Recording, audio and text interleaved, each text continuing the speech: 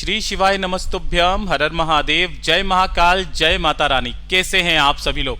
देखिए, आप सभी को पता है कि कल से शुरू हो रहे हैं आषाढ़ मास के गुप्त नवरात्रे। साल में 4 नवरात्रे पड़ते हैं, जिसमें से एक चैत्र के होते हैं, एक माघ मास में गुप्त नवरात्रे आते हैं, एक आषाढ़ मास में गुप्त नवरात्रे आते हैं और चौथे जो होते हैं वो शारदीय नवरात्रे होते हैं। चारों ही नवरात्रों का बहुत विशेष महत्व है। अगर आपके घर में धन को लेकर के समस्याएं बनी हुई है, धन कहीं से नहीं आ रहा है, धन की हानि बहुत ज्यादा हो रखी है, कर्ज लेने की नौबत आ चुकी है, या कोई कर्ज है जो चुकता होने का नाम नहीं ले रहा है, तो पूज्य गुरुजी ने कहा इन गुप्त नवरात्रे के अंदर ये आम के कोमल 11 पत्तों वाला उपाय करना बिल्कुल मत भूलिएगा। जिंदगी में कभी धन की समस्या आपके परिवार में नहीं होगी, चाहे कितना भी बड़ा कर्जा होगा उतरेगा भी सही और धन की आवक भी बढ़ेगी। पूज्य गुरुजी की कथा से सुनकर के और समझ करके पूरे उपाय को बड़े ही आसान भाषा में आपको बताऊंगा, परंतु उससे पहले आप सबसे एक छोटी सी प्रार्थना। जो लोग पहली बार आए हैं चैनल को सब्सक्राइब जरूर कीजिएगा, वीडियो को लाइक करके देव आदिदेव महादेव जी का कोई सा भी प्यारा नाम कमेंट बॉक्स में लिखना मत भूलिएगा। इस पूरे वीडियो में हम 3 महा उपायों के बारे में बात करेंगे जो कि आपकी अलग अलग कामना पूर्ति के लिए सिद्ध होंगे, तो ध्यान से सुनते चले जाना, समझने की कोशिश करना। सबसे पहले बात करते हैं पहले वाले उपाय की। पहला वाला उपाय किन लोगों को करना है? जैसा कि आपको पहले ही बताया कि अगर आपके घर में धन को लेकर के समस्याएं बनी हुई है, पैसा कहीं से भी नहीं आ रहा है ना, व्यापार आपने चलाया, व्यापार भी अच्छा नहीं चल रहा है, नौकरी के लिए जाते हो, नौकरी नहीं लगती है, उन्नति नहीं हो रही है, तरक्की नहीं हो रही है, सब कुछ करके देख लिया, धन की हानि इतनी ज्यादा हो रही है, अनावश्यक खर्चे हो रहे हैं कि कर्ज तक लेने की नौबत आ चुकी है, या फिर अगर कोई पुराना लोन है, कर्ज है, वो चुकता नहीं हो रहा, तो नवरात्रे के किसी भी एक दिन, कोई जरूरी नहीं पहले, दूसरे, तीसरे, चौथे दिन, नवरात्रे के किसी भी एक दिन, इन 9 दिनों में से एक दिन आपको एक छोटा सा उपाय करना है। पूज्य गुरुजी ने कहा मां लक्ष्मी जी का एक अंश सदैव आपके घर में, आपकी दुकान में विराजमान रहेगा, धन की कभी कमी नहीं रहेगी। आपको क्या करना है? लेना होगा इस तरीके से आम के पत्ते। अब आप जो स्क्रीन पर देख पा रहे हो ना, एक डाली के अंदर काफी सारे आम के पत्ते लगे हुए हैं, ठीक है ना। तो यहां पर आपको आम के पत्ते नहीं चाहिए, इस चीज का ख्याल रखना, आम के पत्ते नहीं चाहिए। आम के पत्ते जिस डाली में लगे हुए हैं, ये वाली जो मैंने रेड की है ना, लाल कलर से करके बता रहा हूं मैं, ये वाली डंडी आपको लेनी है, ठीक है ना। वो मोटी वाली डंडी नहीं लेनी जिस पर पत्ते लगे हुए रहते हैं, इस तरीके से इस वाली डंडी को लेना है। मैं आपको फिर से बता देता हूं दूसरे डायग्राम में। यहां पर जो आप देख पा रहे हो ना, ये जो ब्लैक कलर से अब की बार मैं कर रहा हूं, ये इस तरीके की आपको डंडी लेनी है, ठीक है। अब ये जो कोमल सी आपने डंडी ली है ना, इसके आपको करने हैं 11 टुकड़े। जैसे एक टुकड़ा ये हो गया, दूसरा ये हो गया, तीसरा, चौथा, 5वां, 6वां, 7वां, 8वां, 9वां, 10वां और ये 11वां, ठीक है। इस तरीके से छोटे छोटे 11 टुकड़े आपको कर लेना है और इन्हीं 11 टुकड़ों को एक साथ रख करके किसी भी कच्चे सूत से या मोली से या धागे से, ध्यान रखना सूती धागे से ही बांधना है, रेशमी से नहीं। मेरे पास में वो जो गीली लकड़ियां हैं वैसी नहीं थी, इसलिए मैंने सूखी लकड़ियों को बांध करके आपको बताने की कोशिश की है। ये टोटल 11 लकड़ियां हैं, छोटी छोटी सी, कोमल कोमल सी, ठीक है ना। उन्हें इस तरीके से मोली या कलावे से आपको बांध देना है टाइटली, और इसी के साथ में आपको लेना होगा थोड़ा सा शहद। क्या लोगे? थोड़ा सा लेना होगा आपको शहद, और 1 लोटा शुद्ध जल अपने घर का ले लेना है, ठीक है ना। तो आपको इस आम की लकड़ी का बंडल, थोड़ा सा शहद और 1 लोटा शुद्ध जल, इन्हें लेकर के नवरात्र के किसी भी एक दिन लेकर के पहुंचना भोले बाबा के मंदिर में शिवलिंग के पास। जैसे ही आप यहां पर पहुंचेंगे, उत्तर दिशा नॉर्थ डायरेक्शन की तरफ मुख करके खड़े हो जाना। सबसे पहले 1 लोटा शुद्ध जल अपना नाम और गोत्र बोल करके भोले बाबा की शिवलिंग पर समर्पित करना।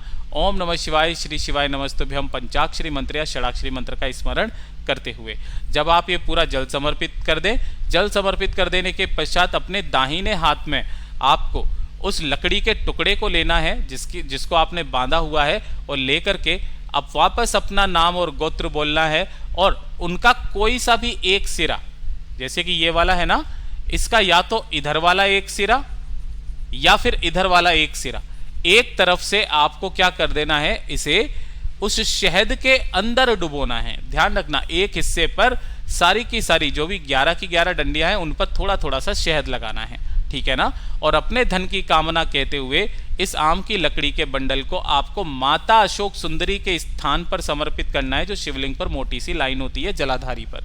ठीक है, इस पर समर्पित करने का भी तरीका कि जैसे कि आपकी ये वाली डंडियां हो गई, ठीक है ना, और इस तरीके से ये बंधी हुई है, तो जिधर की तरफ में आपने शहद लगाया है वो शहद वाला जो हिस्सा होगा वो शिवलिंग की तरफ में होगा।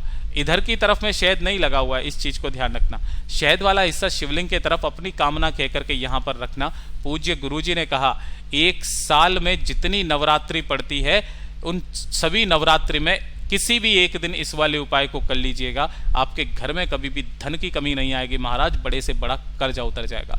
पूज्य गुरुजी का बहुत अद्भुत और अचूक उपाय है, जरूर कीजिएगा। बात करते हैं दूसरे वाले उपाय की।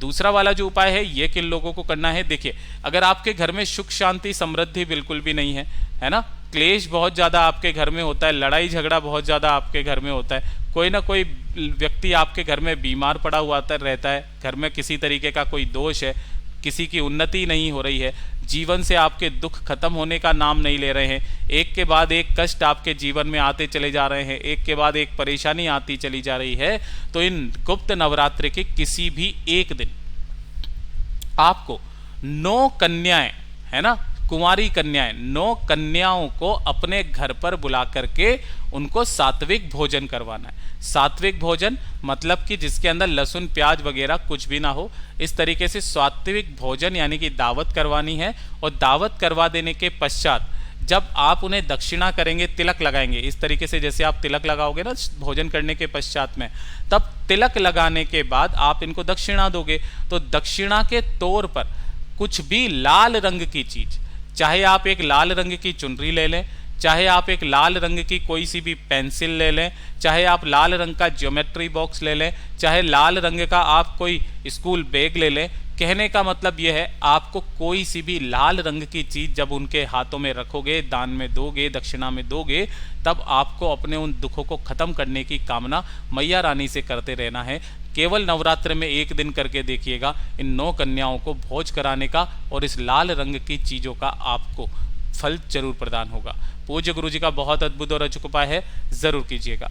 बात करते हैं तीसरे वाले उपाय की, और इस वाले उपाय को वापस बताना इसलिए बहुत ज़्यादा ज़रूरी है कि कहीं आप इस उपाय को चूक ना जाएं, क्योंकि ये नवरात्रि हो चाहे गुप्त नवरात्रि, इसके पहले दिन से आपको ये वाला उपाय करना होता है, ठीक है ना। अगर आपकी कोई विशेष कामना है ना, किसी भी तरीके की कोई हृदय की बात है जो आप चाहते हो कि बस मेरी ये कामना पूरी हो जाए बाबा, मुझे इसके अलावा कुछ नहीं चाहिए, जीवन में मुझे सब कुछ मिल जाएगा, तो आपको क्या करना है, पूरे के पूरे 9 दिन का एक कार्यक्रम होता है, पूरा उपाय होता है, उसी तरीके से करना है।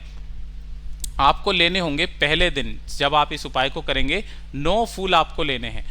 कोई से भी 9 फूल ले लेना, केवल एक फूल को छोड़ करके, जिसका नाम है केतकी का फूल। इसे गलती से भी मत लेना, व्हाइट कलर का होता है। इसके अलावा आप जिस कलर का लेना चाहो वो ले लो। 9 फूल आपको पहले दिन लेने हैं, चाहे गुलाब के ले लो, और साथ ही साथ आप 1 लोटा शुद्ध जल अपने घर का ले लेना, ठीक है। और इसे लेकर के पहुंचना भोले बाबा के मंदिर में शिवलिंग के पास। उत्तर दिशा नॉर्थ डायरेक्शन की तरफ मुख करके आपको खड़े हो जाना है। सबसे पहले 1 लोटा शुद्ध जल भोले बाबा की शिवलिंग पर अपना नाम और गोत्र बोल करके समर्पित करना। ओम नमः शिवाय, श्री शिवाय नमस्तुभ्यम पंचाक्षरी मंत्र या षडाक्षरी मंत्र का स्मरण करते हुए जब ये पूरा जल समर्पित हो जाए ना, तब आपको शिवलिंग पर उन 9 फूलों को चढ़ाने का जो क्रम है, पूज्य गुरुजी ने कहा पहला फूल आपको शिवलिंग पर, दूसरा आपको माता रानी के हस्तकमल पर, तीसरा आपको गणेश जी के चरणाविंद पर, चौथा कार्तिकेय जी के स्थान पर, 5वां आपको शिवलिंग पर जो माता अशोक सुंदरी का स्थान होता है वहां पर, और बाकी के 4 फूल जलाधारी पर किसी भी स्थान पर। इस तरीके से आपको पूरे 9 फूलों से शिवलिंग का श्रृंगार करना है। पहले दिन जब आप जाओगे तब आप 9 फूलों से शिवलिंग का श्रृंगार करोगे, दूसरे दिन जब आप जाओगे तब 18 फूलों से, तीसरे दिन जब आप जाओगे 27 फूलों से, चौथे दिन जब आप जाओगे तो 36 फूलों से, 5वें दिन जब आप जाओगे तो 45 फूलों से, छठे दिन आपको 54 फूलों से, 7वें दिन आपको 63 फूलों से, 8वें दिन आपको 72 फूलों से, और 9वें दिन आपको पूरे 81 फूलों से शिवलिंग का श्रृंगार करना है। टोटल ये हो जाते हैं 405 फूल आपको इस नवरात्र के 9 दिनों के भीतर शिवलिंग पर जिस घर का कोई स्त्री, नारी, बहन, बेटी, पुरुष कोई भी व्यक्ति समर्पित करता है ना, चाहे उसकी कितनी भी बड़ी मनोकामना क्यों ना हो, नवरात्रि खत्म होने तक पूरी ज़रूर होती है। पूज्य गुरु जी के ये सभी उपाय बहुत ही ज़्यादा खास और अद्भुत है, ज़रूर कीजिएगा। वीडियो पसंद आए तो लाइक ज़रूर करना, चैनल को सब्सक्राइब ज़रूर कीजिएगा। मैं आपसे मिलता हूँ अगले वीडियो में, तब तक के लिए ओम नमः शिवाय, हर हर महादेव, जय महाकाल।